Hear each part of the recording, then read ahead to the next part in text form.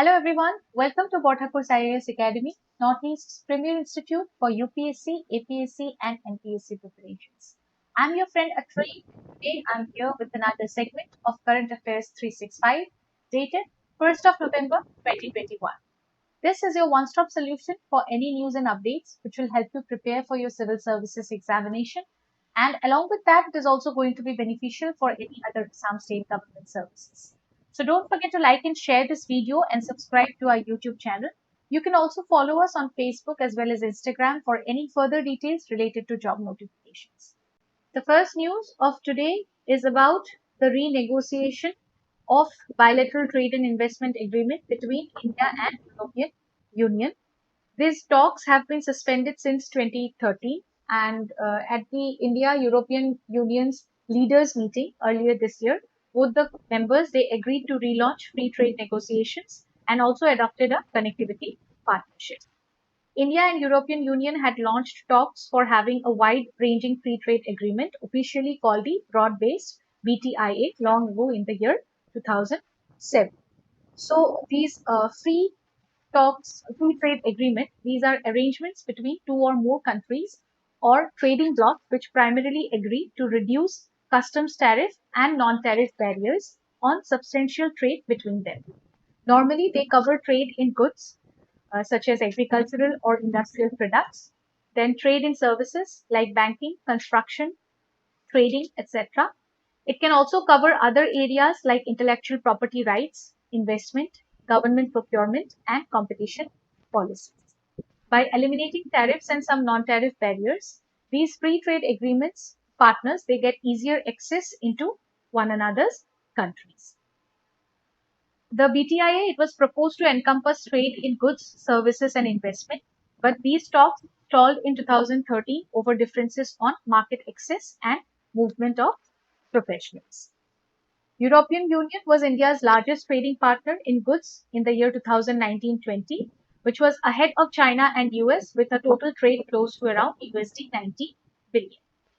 But since India is now more focused on self-reliance, which has been further accelerated by the COVID-19 crisis under the uh, umbrella of Atmanirbhar Bharat mission, this is perceived by European Union as India's protectionist stance.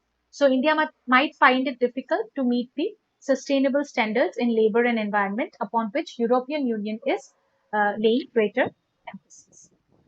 So India currently also seeks to signal that it means business and is not averse to any signing towards signing of any trade agreements after it opted from the Regional Comprehensive Economic Partnership at the last moment. The RCEP it has laid down the path for restarting discussion that had failed to admit India earlier and said that new developments would also be taken into consideration if India reapplies. RCEP consists of 10 Association of Southeast Asian Nations members, and along with that, there are South Korea, Japan, China, Australia, and New Zealand. It excludes the US, which withdrew from the Trans Pacific Partnership in the year 2017. This connectivity roadmap, it is way more than a physical connectivity because it is an ambitious, comprehensive connectivity which also lays focus on digital, energy transport, and people-to-people connectivity.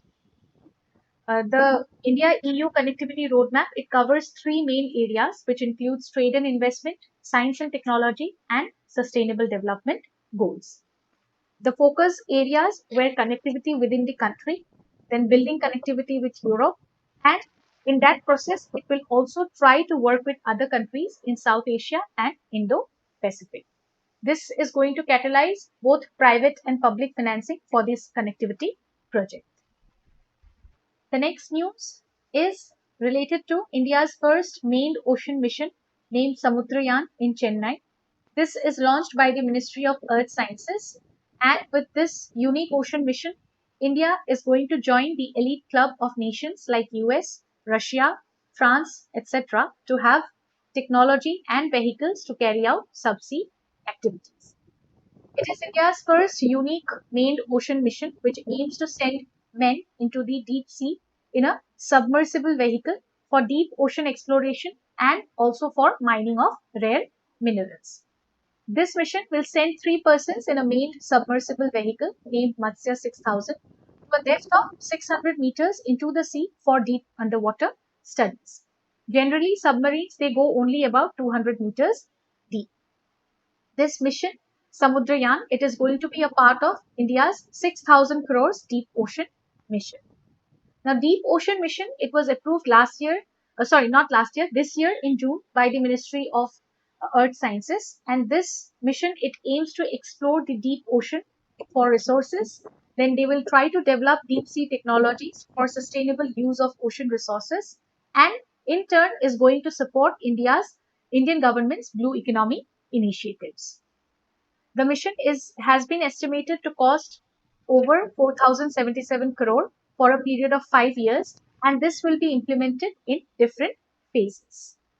Now, coming back to the submersible vehicle named Matsya 6000, it is an indigenously developed main submersible vehicle which will facilitate the ministry in conducting deep ocean exploration for resources like gas hydrates, polymetallic manganese nodules, hydrothermal sulfides, and cobalt crusts. They are expected to conduct experiments between a depth of 1,000 and 5,500 meters. This mission is going to open up more growth avenues for our country to explore ocean resources for clean energy, drinking water, and as well as blue economy. The developed countries, they have already carried out similar ocean missions, but India is the first country among the developing nations to carry out such a deep ocean mission. Other related initiatives includes the Sagarmala project, then integrated coastal zone management, national fisheries policy, etc. Coming to the next news, which is about the nationwide pneumococcal conjugate vaccine drive by the Union Health Minister. This was launched by the Union Health Minister, and this aims to reduce under 5 mortalities caused due to pneumonia. This drive was launched under the Universal Immunization Program as a part of Azadi Ka Amrit Mahotsav. Universal Immunization Program was launched as the immunization program in India, which was introduced in 1978 as the expanded program of immunization by the Ministry of Health and Family Welfare. In 1985, this program was modified as Universal Immunization Program. The major objectives of this program includes improving quality of services in the health sector, increasing immunization coverage, then introducing district-wise system for monitoring of performance, and it also aims at achieving self-sufficiency when it comes to vaccine production. UIP prevents mortality and morbidity rates in children and pregnant women against 12 vaccine preventable diseases. But in the past, it was seen that the increase in immunization coverage had slowed down and it has increased at a rate of just 1% per year between the years 2009 and 2013. Coming to pneumococcal diseases, these are the ones which are caused by the bacteria named Streptococcus pneumoniae, which sometimes is also known as pneumococcus. These bacteria, it can cause many different types of illness, including pneumonia, which is an infection of the lungs, and pneumococcal bacteria are the ones which are most common causes of pneumonia. The vulnerable population here includes children under the age of 2, people with different medical conditions, and adults with 65 years of age or older and cigarette smokers. These are at the highest risk. In India, around 16% of deaths among children, it occurs due to pneumonia, which is a contagious disease and it can spread through coughing, sneezing, and also through fluids like blood during childbirth or from contaminated surfaces. Pneumococcal conjugate vaccine, it contains 13 different strains of the bacterium Streptococcus pneumoniae, and it is used in children and also for studying patients with impaired immune system for prevention of pneumococcal diseases. Conjugate vaccines are the ones which are made of by using 2 different components. These are generally combination of 2 different components. The next news is about a report which has been released by Niti Aayog, and it is titled as Health Insurance for India's Missing Middle. It refers to the middle class section of the society. This report mainly brings out the gaps in health insurance coverage across our country, and offers solutions to address the situation. Health insurance is a kind of mechanism for pooling of the high level out of pocket expenditure in our country to provide greater financial protection against any health related shocks. Prepayment through health insurance, it emerges as an important tool for risk pooling and safeguarding against any catastrophic expenditure that comes from health shocks. Moreover, the prepaid pooled funds, it can also improve the efficiency of healthcare provisions in our country. Achieving expansion of any health insurance coverage, it is a vital step towards achieving universal health coverage. And low government expenditure on health, it has constrained the capacity and quality of healthcare services in the public sector. And this is also one of the main reasons for the diverge of majority towards the costlier private sector. India's health sector is mostly characterized by low government expenditure on health, high out of pocket expenditure, and low financial protection for adverse health events. The private sector is mainly characterized by high out of pocket expenditure that leads to low financial protection. Moreover, as per this report, at least 30% of our population, they are devoid of any financial protection for health. So here, in absence of a low cost health insurance product, the middle class section of our society, they remain uncovered despite their ability to pay nominal premiums. And any affordable contributory product like the Employees State Insurance Corporation or government subsidized insurance, they are mostly closed products and are not available to the general population due to the risk of adverse selections. So here in this report, NITI Aayog, they have recommended 3 models for increasing the health insurance coverage of our country. First includes creation of a large and diversified risk pool. In order to get success in any health insurance product, we need to create a large diversified risk pool. And in order to materialize this idea, the government should build consumer awareness of health insurance through information, education, and communication campaigns. Next model, it is regarding developing a modified standardized health insurance product. The cost of health insurance, like the premium needs, they need to come down in line with affordability of the missing middle class population.